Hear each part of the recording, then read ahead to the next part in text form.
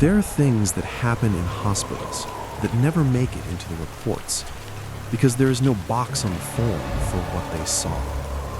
Before we start, if these real testimonies from medical professionals interest you, subscribe and hit the bell. What I'm about to share isn't fiction. These are accounts from doctors, nurses, and hospice workers, published studies in peer-reviewed journals, patterns documented across thousands of deaths that science has not been able to explain. 4 cases that happen in hospitals every day, everywhere in the world, and that almost nobody talks about out loud. In 1988, a Dutch cardiologist named Pim van Lommel did something unusual. After hearing a patient describe a vivid experience of consciousness during a period of complete cardiac arrest, during a time when the patient's brain should have been producing nothing, he decided to investigate systematically. He designed a prospective study across 10 Dutch hospitals, enrolling every patient who was successfully resuscitated from cardiac arrest over a 4-year period. He wanted to know if these experiences were real. He wanted numbers. He wanted documentation. He got both. There are things reason cannot explain. This is one of them. 344 patients were included in the study between 1988 and 1992. Each patient was interviewed within a few days of their resuscitation before any outside information could contaminate their accounts. The results were published in December 2001 in the Lancet, one of the most prestigious medical journals in the world. 62 of the 344 patients, 18%, reported a near-death experience. They described leaving their bodies. They described tunnels and light. They described meeting deceased relatives.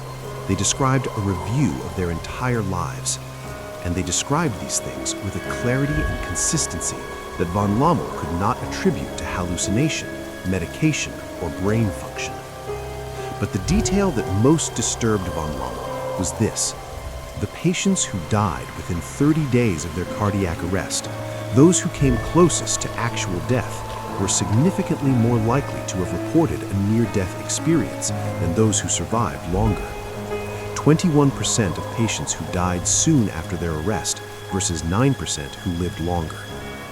And among patients who described a deep or extensive experience, the rate rose to 43%. In other words, the closer you were to death, the more likely you were to have seen something. If these experiences were simply the result of an oxygen-deprived brain misfiring, why would the most severely deprived brains produce the most coherent and complex experiences? Listen to what Dr. Pim van Lommel said in interviews following the publication of his study in the Lancet, as he attempted to explain why a cardiologist trained in the most rigorous scientific tradition had come to take these experiences seriously. I approached this as a scientist. I expected to find that we could attribute these experiences to medication, to anoxia, to psychological factors. We could not.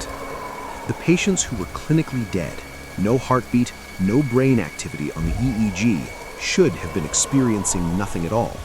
And yet, 18% of them reported experiences of enhanced consciousness. The content of these experiences was consistent: leaving the body, seeing the medical team working, encountering deceased relatives, a life review, a boundary they could not cross. These experiences had a profound and lasting effect on the patients who had them. They changed. They were no longer afraid of death. They became more compassionate. This is not what happens to people who have had hallucination. This is something else. I cannot tell you what, but it is something else. Van Lommel followed his patients for 8 years. Those who had reported near-death experiences consistently showed lasting changes: greater compassion, less fear of death, a reduced interest in material possessions, a deepened sense of meaning. Those who had been resuscitated without reporting an experience showed none of these changes. The Lancet study remains one of the most cited and most debated papers in the history of research on consciousness. And the question Van Lommel asked, how can an experience of enhanced consciousness occur during a period of total brain inactivity, has not been answered. If you're finding this compelling, hit like and let me know in the comments whether you've ever spoken to someone who described this kind of experience after a medical emergency. The comments on these videos always give me things to think about for weeks. And if what patients experience during cardiac arrest defies medical explanation, what happened to one veteran in a VA hospital in the United States after open heart surgery is something his surgical team has never been able to explain either, because the things he told them he had seen from outside his own body while he was clinically dead turned out to be accurate.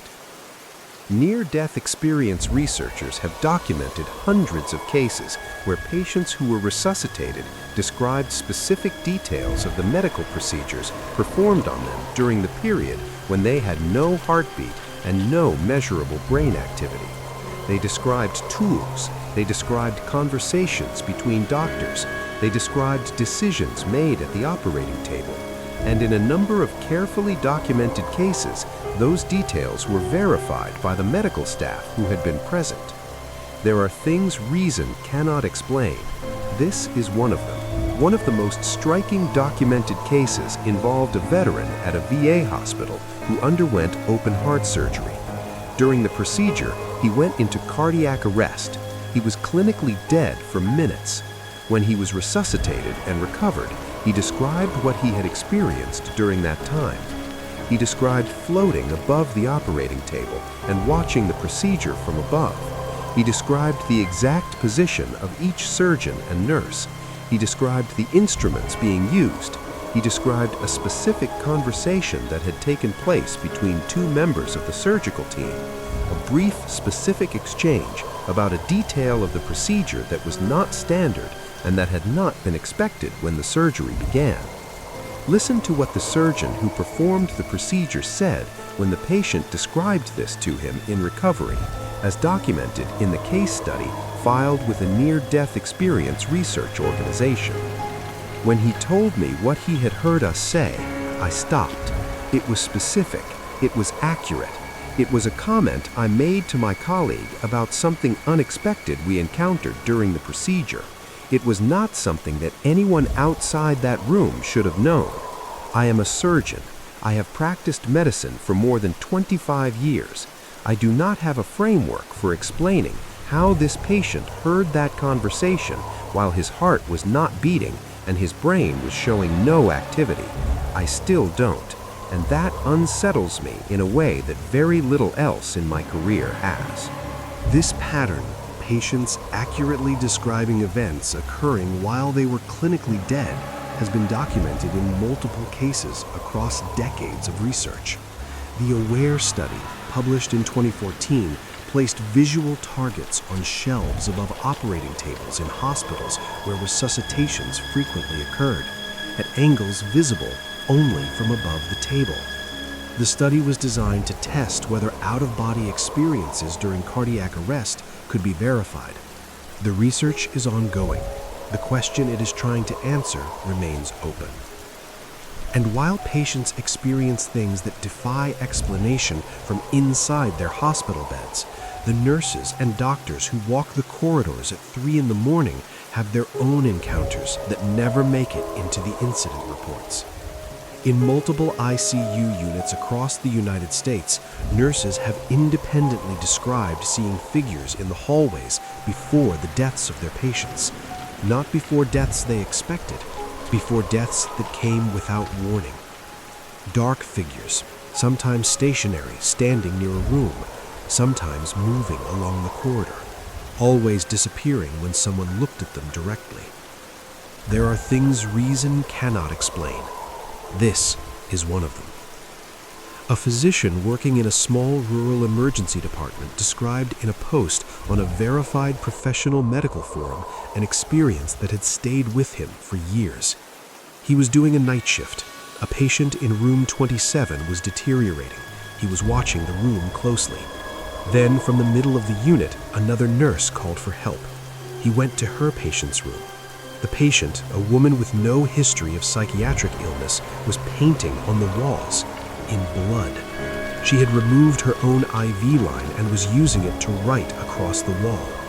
The message was not coherent in conventional terms, but when the doctor and the nurse read it, they understood what she was writing about. Listen to what this emergency physician wrote in his post on a professional medical forum, describing what the patient had been trying to communicate. He was writing to protect everyone from the shadow men. Those were his words, shadow men. He had no psychiatric history. She was there for an unrelated medical issue and had been perfectly lucid during her admission. When we got to her room, the patient in room 27, the one who had been deteriorating, coded. He died, and the woman who had been painting on the walls became calm immediately after. She didn't know what had happened in room 27. Her room was on the other side of the unit. She couldn't have known, but she had started writing on the wall about the shadow men roughly 30 minutes before he died. I am not a person who believes in the paranormal. I am sharing this because it happened and because I have never been able to explain it. This is not the only account of this kind. A doctor working in a British hospital described seeing a figure 6 feet tall, black coat, black hat, standing over a patient at 3 a.m. When he entered the room and looked at it directly, it was gone. The patient died 40 minutes later. His colleague who followed him into the corridor described him as white as paper.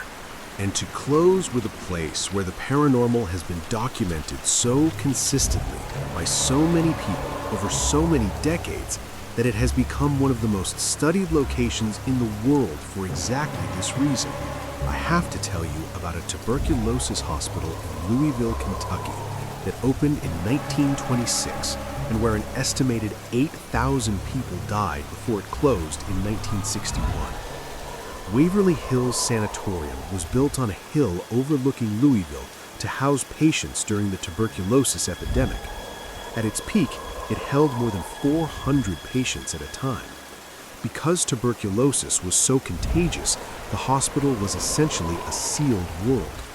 Doctors and nurses lived on site. Patients could not leave, and when they died, as hundreds did every year, the bodies couldn't be carried out through the main entrance where the living patients could see. So the hospital built a tunnel. There are things reason cannot explain. This is one of them. It was 500 feet long, running from the hospital down the hill to a road where vehicles waited. The bodies were carried through this tunnel to keep the death toll hidden from the patients still fighting for their lives. The staff called it the Death Chute.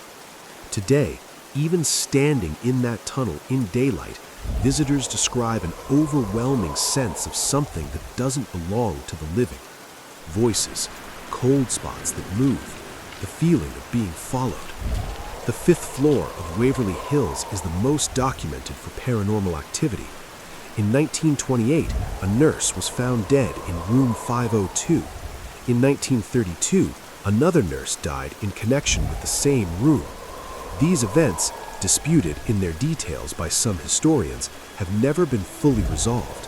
What is not disputed is what has been reported in room 502 and on the 5th floor by the hundreds of investigators, former staff, and visitors who have spent time there over the decades. Shadow figures in doorways, voices that respond to questions, doors that open and close without source, a child's laughter in a sealed-off wing, and in multiple independent accounts from people who had no prior knowledge of each other's experiences, the sound of a woman crying behind a closed door in a room that has been empty for 60 years. Listen to what a former staff member of Waverly Hills, interviewed in a documented oral history project, said about working in the building during its years as a nursing home in the 1970s.